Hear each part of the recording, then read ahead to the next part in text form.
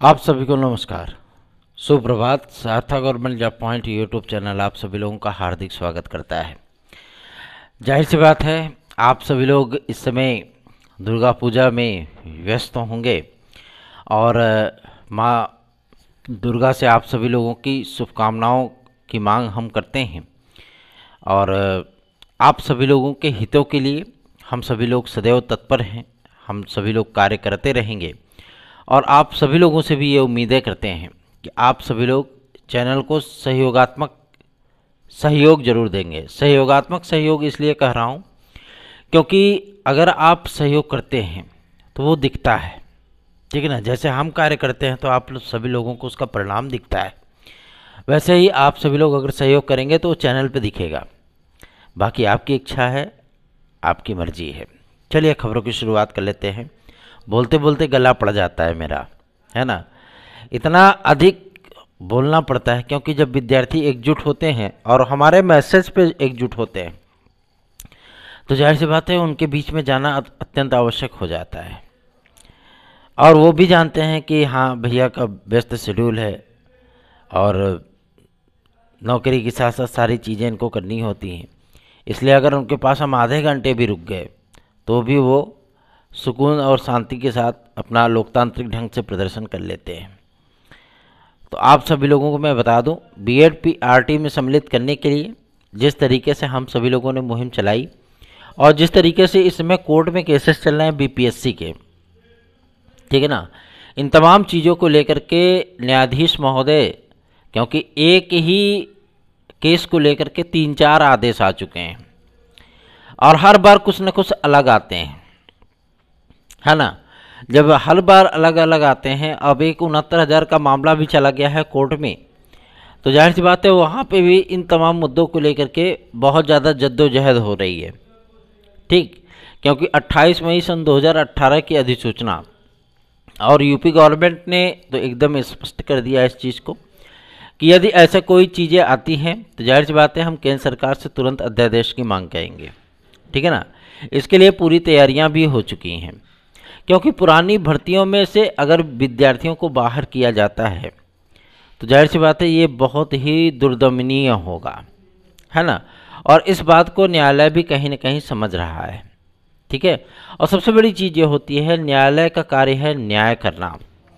और 2 वर्ष 3 वर्ष 4 वर्ष बाद अगर नौकरी करता हुआ व्यक्ति जो है वो बाहर किया जाता है तो जाहिर सी बात है वो लाखों लाख की संख्या में, क्योंकि एक स्टेट का ये मामला नहीं होता, सर्वोच्च न्यायालय का आदेश पूरे अखिल भारतीय स्तर पे लागू होता है, ठीक है ना। अब ये अगर एक स्टेट का मामला होता तो चलो ठीक है भैया चल जाता। अंतरिम आदेश जो आया था छत्तीसगढ़ का, केवीएस के अधिकारियों से हम सभी लोगों ने वार्ता की थी इस संबंध में। उन्होंने कहा था कि केवीएस के माध्यम से जो चीज़ें डिक्लेयर की जा रही हैं, इसमें जो छत्तीसगढ़ का आदेश आया है वो अंतरिम आदेश है और इस पर हाई कोर्ट को हियरिंग करनी है और हाई कोर्ट जब हियरिंग कंप्लीट करके अपना डिसीजन दे देगा तो उस संबंध में हम सभी लोग कुछ कर सकते हैं। चलिए ठीक है। इसके संबंध में उन्होंने कहा सर्वोच्च न्यायालय में जो याचिका है उस याचिका के माध्यम से सारी चीज़ें क्लियर हो जाएंगी, हम उस चीज़ को फॉलो अप कर देंगे, ठीक है। तो हम सभी लोगों ने पूरी ताकत लगाई है आप सभी लोगों को पीआरटी में पुनः सम्मिलित करने के लिए और पुरानी भर्तियों में जैसे हमारे बीपीएससी के भाई बहन हैं, जैसे हमारे केवीएस के भाई बहन हैं, साथ ही साथ 69,000 से लेकर के अन्य भर्तियों में सम्मिलित बीएड के विद्यार्थी हैं, उन सभी विद्यार्थियों को पीआरटी में सुरक्षित रखने के लिए और उनको पुनः सम्मिलित करने के लिए हम सभी लोगों ने पूरा प्रयास झोंक दिया है। लेकिन आप सभी लोगों से हमें किसी प्रकार का कोई सहयोग नहीं मिल पा रहा है, ठीक है ना। हम आपसे किसी प्रकार की कोई मांग नहीं करते, सिर्फ इतना कहते हैं कि आप सभी लोग हमें सहयोग करिए। और आपको यकीन दिलाना चाहता हूं कि अगर 69,000 की शिक्षक भर्ती को लेकर के कोई निर्णय आता है तो मैं इस बात के लिए आपको एकदम क्लियर कर देना चाहता हूं कि क्लियरेंस में आप सभी लोगों को मैं बता देना चाहता हूं कि इस पर अध्यादेश गवर्नमेंट अवश्य ही ला देगी, ठीक है ना। क्योंकि इस बात की जानकारी हम सभी लोगों को मंत्रियों के माध्यम से प्राप्त हुई है और इन तमाम चीज़ों को लेकर के जो कार्य किए जा रहे हैं उन कार्यों के माध्यम से जाहिर सी बात है उससे बीएड विद्यार्थियों को बहुत अधिक फ़ायदा मिलने वाला है। तो आप सभी लोग चैनल को सहयोग करें और चैनल को एक साथ मिल करके प्रमोट करें। चलिए आगे बढ़ते हैं। अब बात करेंगे आपके कुछ ऐसे ऐतिहासिक खबरों की जो कि मतलब बहुत ज़्यादा सोचने के लिए मजबूर करता है। अब बताइए, 9 दिन बाद असली टीचर पहुंच रहा है नकली टीचर की जगह पे, हैं? मतलब हद है। ये कैसा सिस्टम है, ये कैसा जो है मतलब तालमेल है कि विद्यार्थी चयनित है और उसकी जगह पर कोई 10 दिन से पढ़ा रहा है, और जब वो पहुंच रहा है तो ये सिर्फ एक ज़िले का मामला नहीं है, ये काफ़ी सारे ज़िलों का मामला है। कैसा मैनेजमेंट है, कैसे लोग जो मतलब इन सारी चीज़ों को कर लेते हैं, समझ में नहीं आता है कि फर्जीफिकेशन कैसे हो जाता है। यही एक सोचने वाली बात है कि ओरिजिनल टीचर की जगह आप डुप्लीकेट टीचर पढ़ा रहा है। बताइए, हैं? इनको सिस्टम से, कानून से और जो है भारत के संविधान से भी डर नहीं लगता है इस तरीके की फर्जीफिकेशन करने में, कि असली टीचर बेचारा जो है नियुक्ति की राह देख रहा है और नकली टीचर वहाँ पहुँच के पढ़ा रहा है। आज आप सभी लोगों ने समाचार पत्रों में देखा भी होगा। बात करते हैं आपके एलटी ग्रेड और जीआईसी प्रवक्ता को लेकर के। एलटी ग्रेड जीआईसी प्रवक्ता के लिए पूरी तरीके से तैयारियां मुकम्मल हो चुकी हैं। आज थोड़ा सा उर्दू के लफ्ज़ों का इस्तेमाल कर रहा हूं क्योंकि पाकिस्तानी टीम तो इंडिया से पिट चुकी है और आज थोड़ा सा उनके ही लफ्ज़ों को थोड़ा सा बयां किया जाए, है ना। तो आपकी तैयारियां पूरी तरीके से कंप्लीट हो चुकी हैं और सबसे बड़ी चीज़ ये है कि आयु वर्ग की छूट को लेकर के लोक सेवा आयोग के माध्यम से एक प्रस्ताव शासन को प्रेषित किया गया है और शासन अगर इस पर मंजूरी दे देता है तो भी, अगर नहीं भी देता है तो भी आप लोगों का विज्ञापन तय समय पर जारी कर दिया जाएगा। क्योंकि लोक सेवा आयोग के सचिव महोदय ने एक बात की जानकारी दी थी कि ओटीआर की एक तो इनकी वेबसाइट नहीं चल पा रही है ना। ओटीआर की वेबसाइट इनकी एकदम लुल्ल है, ठीक है। सबसे बड़ी समस्या यह है कि भाई उनका कहना यह है कि हमने तो पहले 2 महीने पहले ही अप्रैल में ही बता दिया कि आप लोग ओटीआर कर लो। अब विद्यार्थी नहीं कर रहे हैं, जब फार्म आता है तब वो ओटीआर करने पहुंचते हैं, तो इसमें हमारी क्या गलती है? अब बताओ, आप वेबसाइट तो सही करो, कम से कम वेबसाइट सही तो चलनी चाहिए। रात में 1 बजे ट्राई करो तो भी वही चीज़ें हैं, 2 बजे ट्राई करो तो भी वही चीज़ें हैं, 4 बजे ट्राई करो तो भी वही चीज़ें हैं, है ना। तो अगर ओटीआर में इतनी समस्याएं आ रही हैं तो सचिव महोदय के माध्यम से भी जो जानकारी प्राप्त हुई थी, जो ज्ञापन हम लोगों ने दिया था ओटीआर को सुधारने के लिए कि वेबसाइट सही की जाए, इस पर कार्य होगा, ज़रूर होगा और आप सभी लोगों को ओटीआर करने का मौका बहुत जल्दी ही सर्वसुलभ हो जाएगा।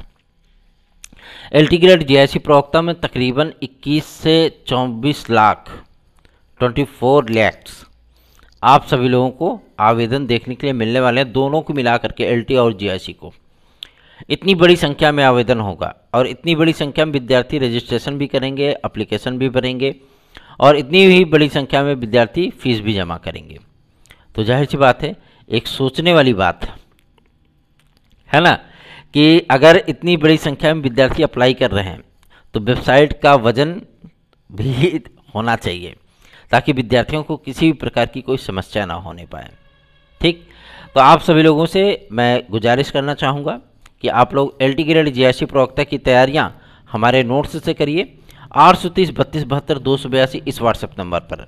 और कुछ विद्यार्थी हैं कि जो टीजीटी पीजीटी 2016-2021 के हमारी याचिका में सम्मिलित होना चाहते हैं, उन विद्यार्थियों से मैं रिक्वेस्ट करूंगा कि अगर आप चाहते हैं तो आप हमारे साथ 830 32 72 282 इस व्हाट्सएप नंबर पर हमसे संपर्क करके हमारी याचिका में सम्मिलित हो सकते हैं, ठीक है ना।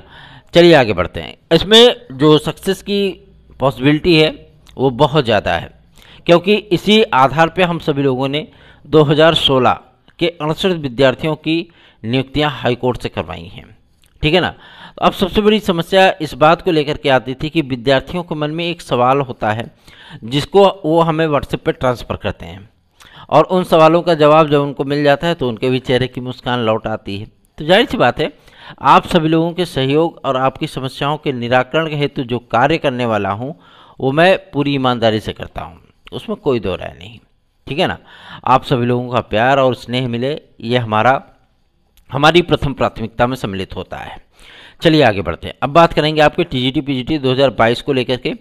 आपको मैं बता दूं, दशहरे बाद आपका शिक्षा सेवा चयन आयोग की अधिसूचना, सदस्यों की नियुक्ति, अध्यक्षाद की नियुक्ति की अधिसूचना आप लोगों को देखने के लिए मिल जाएगी। कार्मिक मंत्रालय से जो सूचना प्राप्त हुई है उसके आधार पर मैं आप सभी लोगों को बता दूं, पूरी तैयारियां फुल्ली कंप्लीटेड हो चुकी हैं। ठीक है ना। जो अध्यक्ष बनाया जाना है उनके नामों पर विचार भी कंप्लीट हो चुका है। सदस्यों की नियुक्तियों के लिए जिनको सदस्य बनाया जाना है उनके नामों को भी अंतिम लिस्ट में सम्मिलित कर लिया गया है और अब इसकी अधिसूचना आप सभी लोगों को दशहरे बाद देखने के लिए मिल जाएगी। ठीक है ना। और दशहरे बाद नियुक्ति होने के बाद आपकी असिस्टेंट प्रोफेसर विज्ञापन संख्या 51, साथ ही साथ आप सभी लोगों को टीजीटी पीजीटी 2022 में जिन जिन विषयों में पदों को बढ़ाया गया है, ठीक है ना, उन सारे विषयों का पूरा डेटा आपको रिवाइज्ड तौर पे देखने के लिए मिलेगा। और वो भी ये डेटा, क्योंकि इसमें जो कार्यप्रणाली है आयोग की वो पूरी तरीके से पारदर्शी होगी। ठीक है ना। और पारदर्शी होने के कारण विद्यार्थियों को किसी भी प्रकार का जो है जद्दोजहद भी नहीं करना होगा। जो विद्यार्थी मेहनत करेगा, लेबोरियस होगा, वो ईमानदारी से बिना किसी हिचकिचाहट को नौकरी प्राप्त कर सकता है। और सबसे बड़ी चीज़ यह है कि परीक्षा का कैलेंडर बनेगा। ठीक है ना। प्रथम दृष्टया आप अगर इस चीज़ को देखेंगे तो असिस्टेंट प्रोफेसर, साथ ही साथ आपकी टीजीटी पीजीटी और आपका यूपीटीईटी, साथ ही साथ आपका संस्कृत माध्यमिक विद्यालयों का प्रधानाचार्यों की भर्ती, ठीक है ना, एडेड जूनियर की भर्ती, इन तमाम भर्तियों का परीक्षा कैलेंडर आप लोगों को देखने के लिए मिलेगा, जो कि मार्च 2024 तक के लिए वैध होगा। ठीक है ना। एक आपका शेड्यूल तैयार किया गया है और उस शेड्यूल को जारी किया जाएगा। फलाना डेट पे फलाना आवेदन आएगा, इस डेट पे इस एग्ज़ाम होगा और इतने पे परिणाम आएगा। सारी चीज़ें आपको पहले ही विदित होंगी। तो जाहिर सी बात है ये एक ट्रांसपेरेंट सिस्टम है और इस सिस्टम के माध्यम से ही आप सभी लोगों का हित होना है। तो आप लोग बेहतरीन तैयारियां करें ताकि आप सभी लोगों को बेहतरीन विकल्प उपलब्ध भी हो पाएँ। रही बात आपके टीजीटी पीजीटी 2022 में पदों की संख्या को लेकर के, तो इसमें जो पद बढ़ाए गए हैं शिक्षा सेवा चयन आयोग के माध्यम से आप सभी लोगों को पदों का पूरा ब्यौरा बहुत जल्द ही नवंबर में देखने के लिए मिल जाएगा कि हाँ किन किन विषयों में कितने कितने पद जोड़े गए हैं। और 2024 की जो वैकेंसी, मतलब 23 की जो वैकेंसी आएगी 24 में या 23 लास्ट में, ठीक है ना, क्योंकि नवंबर दिसंबर में एक नया विज्ञापन आपका आने वाला है, उसमें आप सभी लोगों को कंप्यूटर साइंस देखने के लिए मिलेगा। कंप्यूटर साइंस के विद्यार्थी हमारे भाई बहन बहुत ज़्यादा परेशान रहते हैं और पूछते हैं कि भैया क्या हम लोग टीजीटी में भी आ पाएंगे कि नहीं। तो माध्यमिक शिक्षा अपर सचिव महोदय ने जो विज्ञप्ति जारी की थी कि एडेड जूनियर और आपके अर्धशासकीय सहायता प्राप्त विद्यालयों में भी सम्मिलित किया जा रहा है विद्यार्थियों को कंप्यूटर साइंस के, ठीक है ना, और इनके विषयों को अनिवार्यतम रूप से सम्मिलित किया जाएगा। तो जाहिर सी बात है कि नई शिक्षा कि जो सेशन होगा नया शिक्षा का, उसमें काफ़ी सारे परिवर्तन होंगे। क्यों? क्योंकि विषयों का कम्बिनेशन समाप्त हो जाएगा। जैसे आप देख लीजिए बीए यूए में सीटें खाली चली जा रही हैं। क्यों? क्योंकि हर जगह से विषय हटा दिया गया, चाहे वो पीसीएस हो चाहे वो आईएएस हो, हर जगह से विषय हटा दिया गया। उसी तरीके से अब हाई स्कूल और इंटर लेवल पे भी विषय की बाध्यता समाप्त कर दी जाएगी। विद्यार्थी जो चाहे वो पढ़े। विद्यार्थी अगर चाहता है फिजिक्स के साथ वो संस्कृत पढ़े तो पढ़ सकता है। सीधी सी चीज़ है, विद्यार्थियों की रुचि पे है। अगर वो जो चीज़ें पढ़ना चाहते हैं पढ़ने दो, उनको कोई दिक्कत नहीं है। ठीक है ना। तो इसी तरीके से जो अहर्ता का पूरा पैटर्न है वो भी चेंज होगा। वहाँ पे भी विषयों की अनिवार्यता अर्हता समाप्त होगी। ठीक है ना। इन तमाम चीज़ों को लेकर के शिक्षा सेवा चयन आयोग की तैयारियां हैं। और आप सभी लोगों को मैं बता दूं, जो मुद्दा उठा था कि धारा 18 और 21 को जोड़ा जाए, उस मुद्दे पर भी गवर्नमेंट को ने एकदम सॉल्व कर दिया है, उसे विवाद ही समाप्त हो गया है। अब एक नया मुद्दा उठ करके सामने आ रहा है, पुरानी पेंशन बहाली की। एक राजकीय कर्मचारी होने के नाते मैं भी इस चीज़ की उम्मीद रखता हूं कि गवर्नमेंट इसको सुनेगी, देखेगी। ठीक है ना। बाकी बात गवर्नमेंट के ऊपर है भाई, गवर्नमेंट जो चाहे वो करे, कोई दिक्कत नहीं है। चलिए आगे बढ़ते हैं। अब बात करेंगे आपके यूपी कांस्टेबल और यूपी एसआई की। उसके पहले रेलवे में आने वाले पुलिस की भर्ती की, ठीक है ना।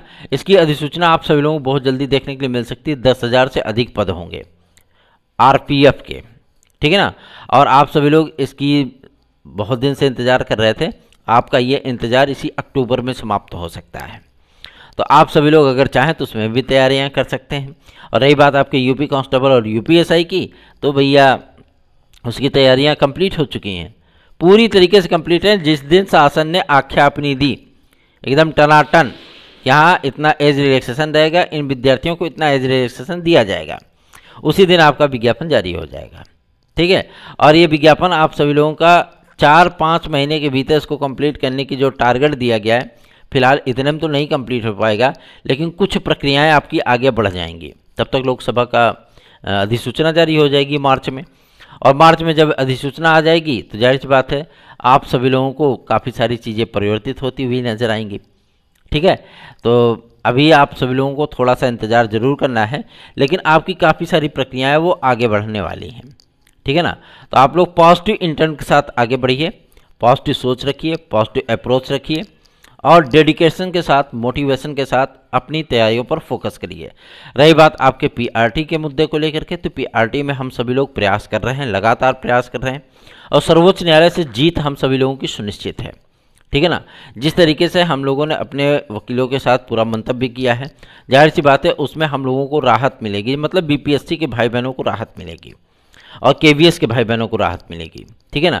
तो आप सभी लोगों को इसमें चिंतित होने की आवश्यकता नहीं है, और निश्चिंत बेफिक्र होकर के अपनी तैयारियों पर फोकस करिए। हमारे जो डीएलएड के भाई बहन हैं, मैं उनसे भी ये चीज़ें कहना चाहता हूँ, आप लोग एकजुट होकर के प्राथमिक शिक्षक भर्ती की मांग करें, और वो भी लोकतांत्रिक ढंग से, ठीक है ना।